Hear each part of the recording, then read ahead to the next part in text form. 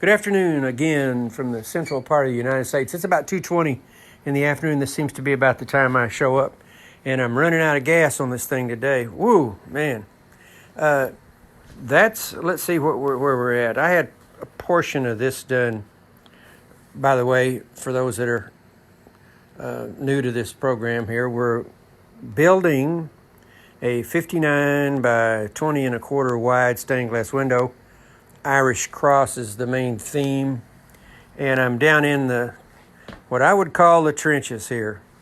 So I had a portion of it done this morning, but this was, let's see, 8:30 to 2:30. That's 6 hours. I had a 15-minute lunch break. So the bulk of this and that is 6 hours. And I figured it'd be more than that. But got to rolling pretty good. Things are working out. And now what's going to happen, that's for those that forgot or haven't been here before, all of this glass is wrapped with a thin strip of copper. And I'm using two different widths of using, get my hand over here. This is a little difficult one-handed anyway. Oh, well, that wants to flop all over. That's 1/4 inch over there, which we're only using in the perimeter border glass. And this is 7/32, which would be a 32nd of an inch narrower than this. And I wanted to go ahead and use the heavier stuff up here on the border, get a little more strength out of it and a little more width to it. And then get into the 7/32 here. And if this was a stained glass lamp, I would probably be going down 3/16 because some of this glass is relatively small. There's some little pieces. There's a little bitty one right there. And anyway, you're trying to stay on a line here, trying to keep it within the cartoon, work in the cartoon. Cartoon's what we call a drawing. And I'm through the worst part of the bottom of these two sections right here. Let me back out there so you can see better. These two sections here are what I would consider relatively difficult. And lots of little small pieces, a lot of slender pieces. And I said when I started this thing out, I'd probably only have to cut 3 or 4 pieces over again. Well, I'm a little off on that. I think I had to cut 2 pieces here on this side and this side combined. I had to cut 2 pieces over. One of them, I just cut one of them twice. I don't know what I was doing there. But anyway, my head should have been in it. Generally it is. And I was going to go ahead and cut this one before I talked with you all, but I decided I'd just wait. I'm starting to get a little tired here. And 2:30, I'll hit a second wind here about 3:30. That's what usually happens. And that'll take me on from 3:30 to about 6:30 or so. And boy, your hands will only take so much of this. My hands are pretty rough shape right now. And but I heal up real quick. So I'll dive in and do about 9 hours on this today, I would imagine. If I get, which I'm probably going to head here next, this is considerably easier. Bigger pieces would move a lot faster. I see these red marks all over here. That's blood. No big deal. Those of us that do this, we're bleeding all over these things. Anyway, this should go relatively quick here. I wouldn't have an estimate of how many hours it would take. But I get this in, and then I'll, head back up this direction.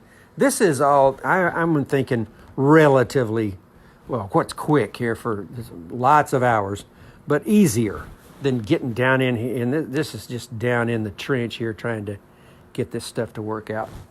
All right, now when this gets soldered, when I run a solder bead over all this, this will be very beautiful. It'll have the look of a finished stained glass window. And I wasn't going to take a whole bunch of your time today. This is about all that you do. You just sit here and cut and work, working off this light box like yesterday, trying to figure out where you want to be, working these pieces. Here, there's a pattern pieces right there. That's what I do. I go over there and trace a pattern piece and cut the glass to correspond to that pattern. And there's no magic bullet here. Can you see that? There's the glass cutter that I'm using. Get a little bit of kerosene there. And let's see, there's my kerosene right there. Anyway, and that's all there is to it. And I can't hardly do that. I'm not going to be able to do this one-handed, but see on the back side of, there it is. It says up there. So we'd put that piece of glass on that, put that piece of pattern paper there on that glass, looking for a particular color area, and take that glass cutter and run down there, come across there, run the glass cutter there, and then break them off. Go over to the grinder. I did that yesterday for you. Go over to the grinder and clean. If the bird was available, we might cut a couple of pieces, but it's no big deal. And what I wanted to do was talk to you about other artists. If you're in the art community, or I guess if you're an artist, you're in the art community. But we get to know a lot of other artists over the years, and I've always enjoyed collecting work from other people. And I've got some really nice pieces. And I wanted to show you, I'll tell you, well, let's show them to you first. I've got numerous pieces of this guy's work, and he's a coppersmith. He's passed away several years ago. He actually ended up being a good friend of mine. And this thing is pretty heavy. That thing weighs about, oh man, probably 3.5, 4 pounds. And it goes on the wall. And all of the pieces that I have from him are signed on the back, one of one. So there's only one of these. And that is just a beautiful piece of coppersmithing. And I think I have about a half dozen of his pieces. And he was into making what we call chargers. And heavy duty, that's copper. And he's this maker's stamp. It says hand wrought. And then here's his signature. And the year, '06, one of one. Being one of one is a big deal, particularly since this guy has passed away. And there are collectors that, here's one right here, also in '06. And it says R.B. Reitz hand wrought. R.B. Reitz '06, one of one. I think I have 6 pieces, something like that. I've got only one piece that isn't copper. And he had quite a history behind him. He was a silversmith for many years and studied in Europe and was a silversmith for Tiffany's in New York, and then went to Europe and became a silversmith for Cartier. And so that's big time stuff. But he told me that he always loved to do copper. That was his thing. And in his later years, that's what he did. He did a lot of copper work. And you can see the back of this piece. And I was always interested. I always wanted to do this type of work. And he always said, oh, it's dirty and it's a lot of acid and it's hot and all this. He said, man, you just pound yourself to death. But I always wanted to do it. But I only have so many hours to produce artwork, and so I about halfway know what I'm doing with glasswork, so that's why I got into glasswork. Anyway, I've got I could bring out just more work and more work and more work from all these different artists that I've collected over the years, and these are nice pieces. It's not garage sale stuff, and so I don't know. Here I'm getting old. I don't know what I'm going to do with them, but I cherish most all of them. I've really got some pretty interesting Native American art, which I'm real partial to. So anyway, that's my friend. He passed away, man, I think about 5, 6, 7 years ago. Lived up in Massachusetts. Great work. There are collectors that collect his stuff, but I'm not into eBay and offloading his stuff. I don't know. They mean too much to me. Anyway, what could I say about this thing here today? This is just now you get into the robotics of this thing. And, I enjoy this work. But after about 6 or 7 hours of leaning over this thing, and there's a really quite an amount of intensity that's involved in trying to stay in the right width, and you're making little corrections along the way. Like, now what I believe I'll do, I don't know why that line right there is in there. Here, I'll put this where you can see it. So that'll be just one piece of glass right there.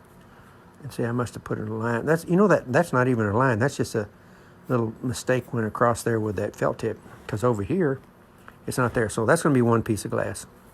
And come back down here and just fire up. I'll have a lot more horsepower here in about, 45 minutes, an hour. I'll take a little break, rest. And then I'm thankful that I'm out of the real tough part right here. And now there's some, boy. Now this will be a few days. This could be a week or two before we get up into here. And you get into this little small area right here, and you really got to, well, not that I'm not paying attention down there, but you've really got to watch what you're doing here, because this is such a focal point of the entire window, right square in the middle, drawing a lot of attention. So all this stuff, and I've got these pieces here are spread out a little bit more than those pieces down on the corners down there. So this won't be that bad. It's just, working it out. Single piece of glass here, I don't know. This doesn't really look all that difficult here, really, when I start looking at it. But here is where you're really going to have to stay on your lines and get everything just right. And I will fix this line here. I mentioned that yesterday. That's not quite. It's a millimeter off, so that's why that little star is there. Anyway, I'm just rambling here. Man, I don't know. I'll say this again.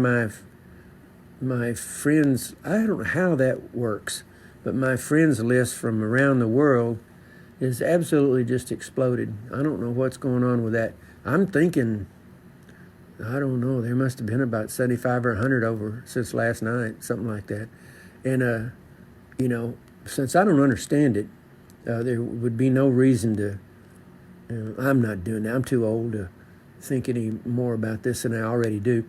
I thought about something yesterday that I said that I would correct. I said that my work is a B minus. Well, it's not B minus. It's better than that. But, I don't like bragging, and there's no point to that. I'm not going to say his name. My friend that does the really good lamp work, we just kind of let the work speak for itself. And that's why I think one of the reasons I have so much glass work hanging in this room is people come in here, and you can blabber all you want to about how long you've been doing something and how good you think you are and all this, that, and other. What really, where the rubber meets the road is your work. What does that look like?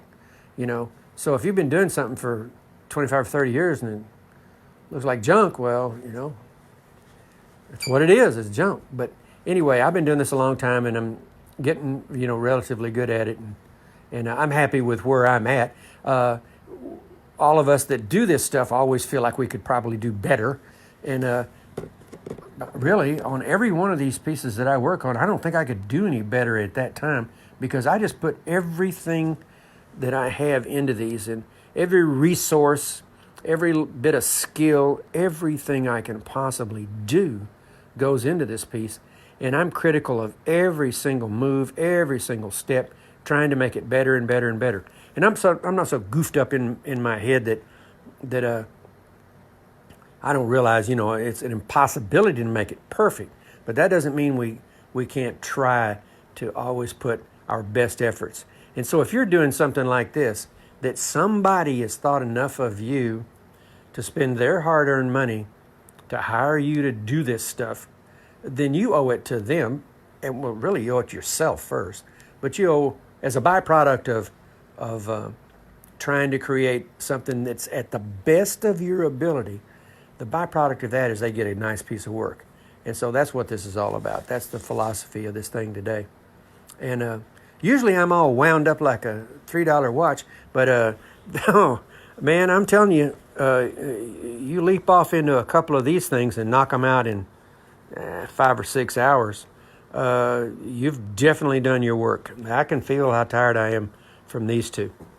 That'll probably, I don't know.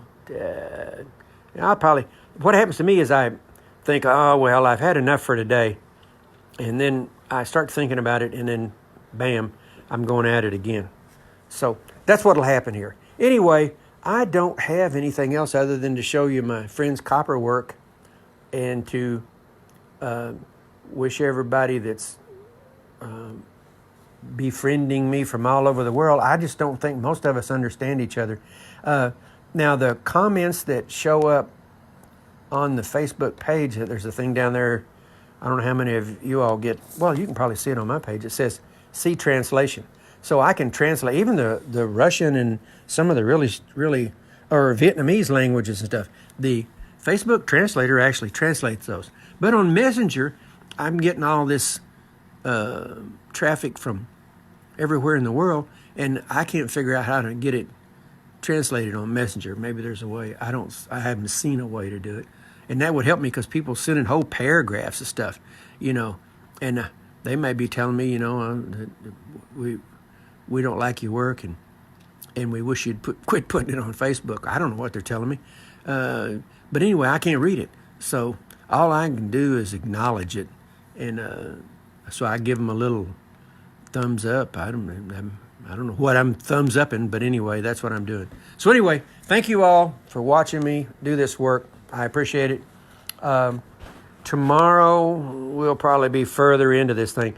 I should start making it should really start evolving now, but these two pieces here, I about halfway feel like I've been in a fight, because these things here, this will really take the starch out of you right here. And I was hustling around here on this one to get them both to this point to stop so I could show you all. So anyway, that's it. You can see how it's done. There's no mystery to this. Oh, one thing I didn't want to mention was the fella that owns this window is a real high-end woodworker. And I've done a lot of high-end woodwork. I wouldn't say a lot. I've done quite a bit of high-end woodwork. Stuff that you would have a nightstand. In fact, there's a picture of one of my nightstands on my Facebook page somewhere. It's in that pile of stuff. Anyway, and you'd work on that nightstand, 150 hours or 160, 170 hours on that thing. And the thing about woodworking it's a craft, and there's guys, making sawdust, and then there are these fine craftsmen making stuff that's just amazing. Well, that is so hard to do. Really fine woodworking I think it's much more difficult than glasswork, because all I have to do here is acquire this skill and just cut this stuff out. And if I make a mistake, say right here, I cut that thing too short, then all I have to do is just toss it and cut another one. But if you're working on a fine piece of furniture and you've glued up these 4 gorgeous legs, and I've done a bunch of this kind of stuff, and the legs are tapered. Well, you don't glue up 5 of them, you glue up 4. So you glue up 4 of these legs, and you've picked out the wood, and you've got the grain running just a certain way. And then I used to do some interesting work down toward the bottom of the leg, where I would carve out an indentation. And I had this special jig that I made to do this indentation with. Well, you're on that leg right there, and everything is going fine, and then all of a sudden, if you're working with a router, router 14,000, 15, 16,000, 20,000 RPM, and you're working with that thing, and some little something happens, and that router grabs that piece of wood and ruins that leg right there. Well, now there went. You're going to have to figure out. You've got to glue up another leg, taper it, and you've already put all your tapering jigs away. Taper that thing, and now it's got to be exactly like the other 3. And then you've got to try to get that indentation in there like the other three. And so one little slip on a real fine piece of furniture can cost you days of work. And working on the top of a nice, I remember this one nightstand had a breadboard top on it. Real intricate top, hard to do.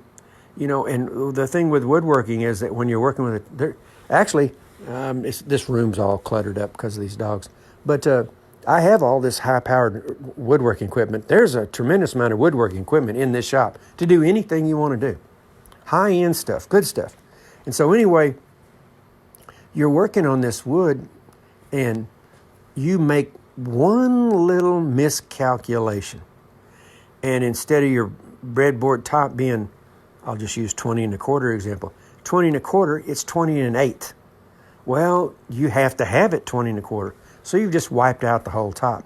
Here, I'm not under that. No one that does this type of work is under that kind of pressure, except for guys doing painting and stuff like that, the real high-end stuff.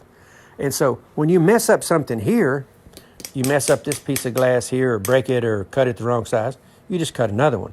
So this is considerably less pressure on you than building fine furniture.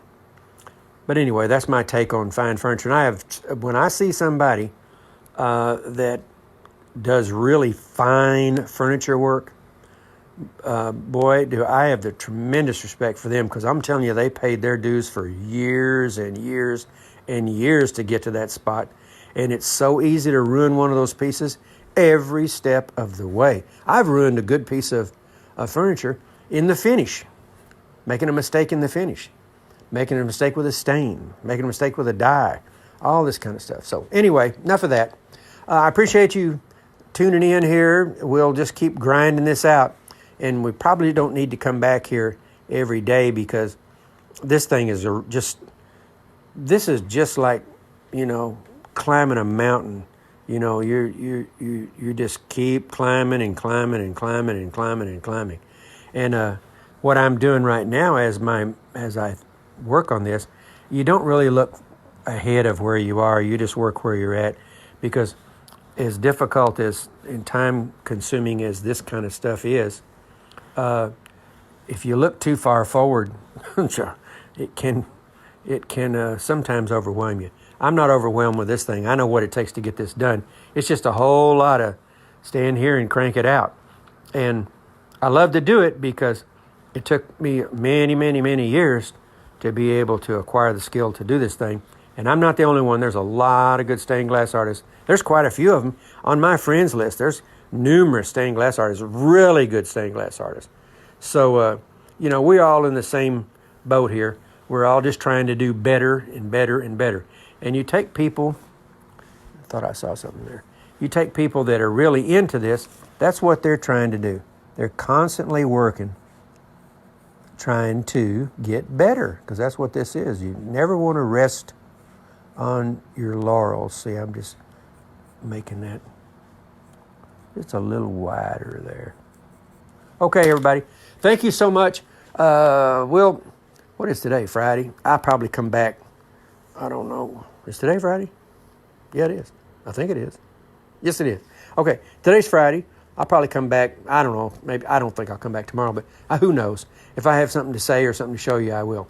Anyway, thank you so much for watching this stuff. I appreciate all of you, and we'll just keep building this thing. Everybody stay safe. Stay in. That's what I'm doing. Take it easy. Bye-bye.